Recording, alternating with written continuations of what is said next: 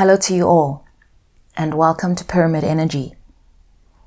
This reading is about the energy of love that has come in during the last few days, feeling unannounced, unexplained, like out of nowhere, familiar but intense, impossible to ignore. But from you, what I'm getting is almost a fear of succumbing to this energy, because in the past, when you have, it's felt like, if I grab onto this, I will be very upset if I lose my grip. There's like this fear of tapping too much into it. But this time around, it's also come with a, I'm not going anywhere type of feel to it. When I say intense, I mean decided. Okay? Curious, but decided. And so not like, knock, knock, who's there? And then you open the door and then there's nothing. It's lingering. It stays. Okay. It sends music. Okay. And it sends reassurance, messages of patience. It sends so much love and comfort. And it also brings a sense of you're not alone. And, even if I'm not there physically, I want my presence to stay with you. I want you to know that I'm here to stay. My energy is here to stay. There is also a familiarity, okay? And so by that I mean you feel seen. And so when you become afraid, you don't feel like your fears should not be showed, okay? It's come with an acceptance of you that goes with an acceptance of yourself, okay? And there is also less pressure coming from you that this love needs to be perfect, needs to be complete, needs to be anything. So there's a mutual acceptance that I'm very much sensing here. There is also you're comfortable getting closer, being seen. Okay? And so the intimacy has deepened. And while it feels so nice, okay, it's intense. And it's also come with this, it's as if physically you can feel your heart expanding. You can feel that more space is being made to accommodate this influx of more energy, more love. Okay, so your container has expanded. This means that you actually feel safer to expand how much love you can hold within yourself, but it also speaks to how much love is actually coming in. I also noticed that this is an energy that has transformed from, that feeling of being stalked or watched, or where someone is really curious and wants to remain in the shadows and is just curious. It's transformed into not being afraid of being seen anymore. And so the presence of this love energy, this energy of love, it wants you to know that it's there. It also is watching all the movements in your life, okay, getting to understand what is going on around your life to remind you that you're not alone, okay? So there's this sense of protection that it brings with it, and a sense of sort of, many hands make light work, like together we can solve through this. But this, like, as if I can hear this person speaking to you, or this energy, let's call it an energy because, this energy is here to encourage you to communicate.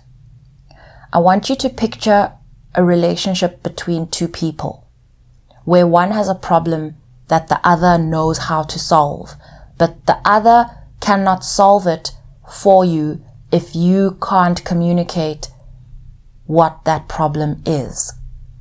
Okay, so they're wanting you to be more open and to allow for this, okay, because if your heart is expanding, your energetic heart is expanding, space needs to be made for whatever communication is coming through you, whatever you're feeling, to actually be expressed so that it can be transformed.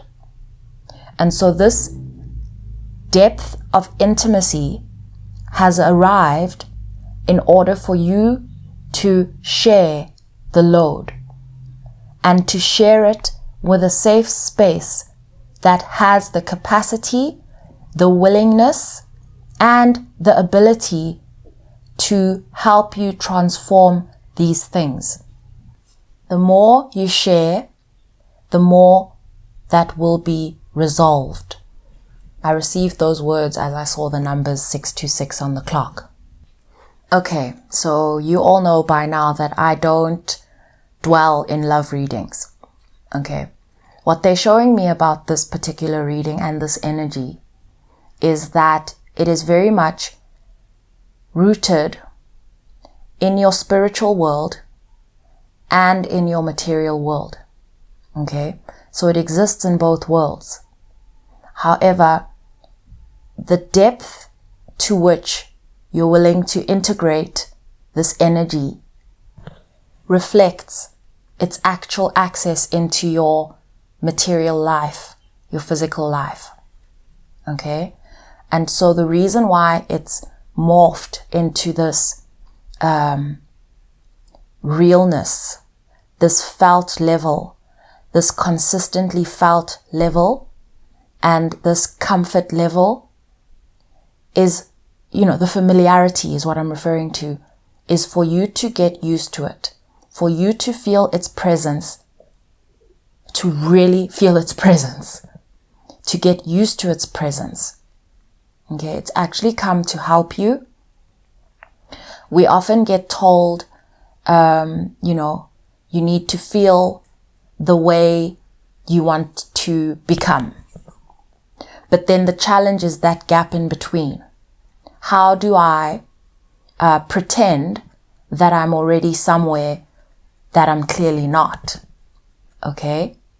That's exactly how this energy has come in to help you. That's exactly it. And so it is not a trick. It is a method. And it initially would advance and retreat and advance and retreat, because this information that I'm sharing here around how this is going to materialize, the world was not ready for this, is what I'm hearing. What they're showing me is that previously, during that advance retreat stage, I think it's sort of what we would call runner chaser, but for some reason I'm being drawn away from that term. Okay, they're saying that term brings a lot of connotations of twin flame, and here we're referring more to the idea of a soulmate. Karma comes as, let's say, positive and negative. Karma comes as good and bad. Karma is the materialization of what is seen in the mirror, is what they're saying. And so to look at it as good and bad and runner chaser is as though this battle is not happening within yourself. Okay, this running and chasing is a race you've been running against yourself. However, now that you have advanced beyond this gate of self-acceptance, we can rather refer to this as advancing and retreating. Just like they're showing me something expand and contract and expand and contract, they're showing me that's exactly how a heart beats.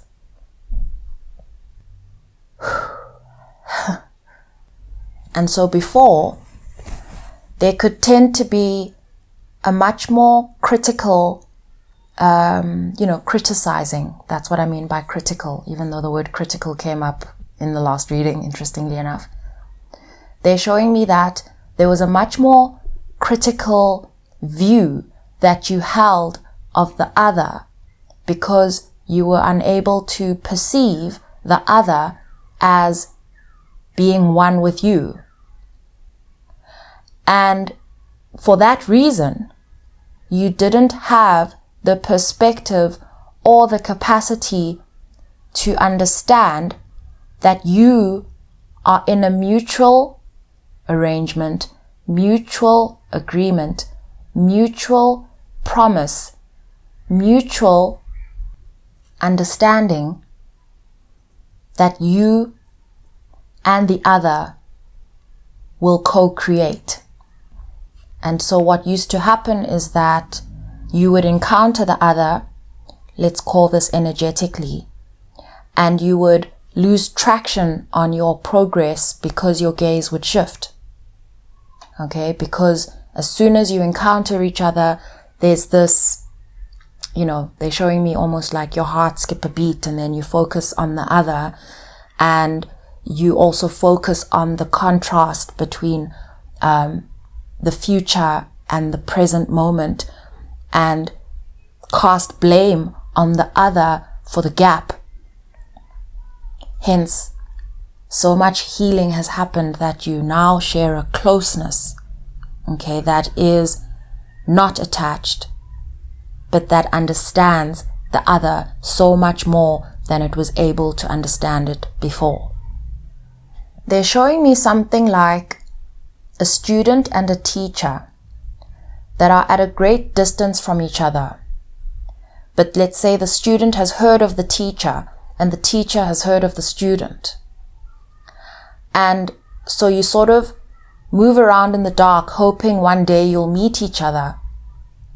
And then because that gap starts sort of becoming smaller gradually over time, and sometimes what you hear from the teacher is not really what you want to hear, the student then retreats and then realizes that, with time, that nothing actually feels as true as what you're learning from that teacher. And so the gap continues to sort of get smaller and smaller and smaller until you sort of understand this teacher's voice. You understand this teacher's language. You understand what this teacher has taught you. But you start to respect the teacher's distance from you because you've started to understand the reason for the distance. Okay? And so there's less retreating. There is just sort of a gradual forward advancement until the teacher feels like they're literally right outside your door. And so you know that they're there, but because you have grown to respect the teacher's position and the teacher's distance, you don't go and force the door open. You continue to stay in your classroom and apply every instruction that this teacher shares with you through the door, and trust that that door will open when the teacher and the student are ready and have already become one. And please don't misunderstand my movement from this love language into this student-teacher language. The point that's being made here is that the student and the teacher were always one, even though that understanding was not always there. Had you been given the upfront understanding, teaching, that the student and the teacher are one, and had to travel this journey, knowing that, but not fully being able to integrate that knowledge, that would have made the learning experience much more difficult to grasp. The distance helps, almost like to have that voice differentiated from your own voice allows you to hear clearly what needs to be integrated, what needs to be taught, learned. They're showing me like the difference between black and white. If you were just handed a ball of gray, it's as if like the yin and yang, it's the symbols showing me like moving so fast that all you see is gray. And what they're showing me is that to have the black separated visually from the white, let's understand this as like energy and understand this as feeling. To have these separated brings clarity so that you can understand which aspects belong where and what is being brought in at each step with every word. But they're showing me that this yin and yang was never separate. It is just the journey that allows it to be perceived as separate so that you can recognize each other and see each other. And this stage is about familiarizing yourself with the materialization of it all. Because something like this may not materialize in the way, that is desired if that happens too soon. And again, because of the kind of balance that is required to maintain balance. That's what they're showing me. It's like they're showing me this so symbolically that that's the only way I can explain it right now. They're showing me the yin and yang again as black and white, and they're showing me what it looks like when you split it in the middle and leave these two parts separate. Okay?